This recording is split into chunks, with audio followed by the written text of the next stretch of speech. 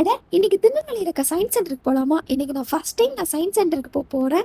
எப்படி இருக்குன்னு சொல்லிட்டு ஒரு எக்ஸ்பெக்டேஷனுமே இல்லாமல் தான் போகிறேன். ஸோ அதுக்கு தான் பஸ்ஸில் ட்ராவல் பண்ணிட்டு இருக்கேன். ஸோ இப்படியே சயின்ஸ் சென்டரும் வந்தாச்சு. என் ஃப்ரெண்ட்ஸ் எல்லாம் டிக்கெட் எடுக்க ஆரம்பிச்சிட்டாங்க. நானும் அவங்க கூட போய் ஜாயின் பண்ணிக்கிட்டேன்.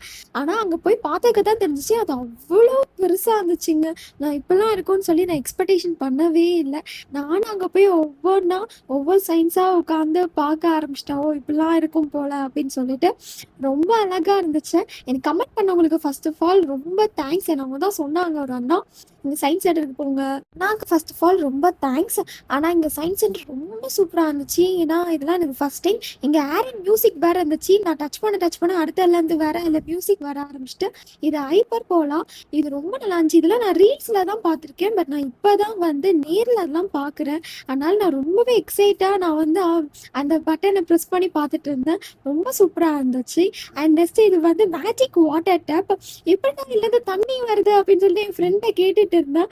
எனக்கு ரொம்ப யூனிக்காக இருந்துச்சு அவங்க ஐடியா ஃபுல்லாமே. இன்னும் நான் என்னென்னலாம் பார்த்தேன் அப்படின்னு சொல்லிட்டு அடுத்த வீடியோவில் பார்க்கலாம். வெயிட் பண்ணலாமா?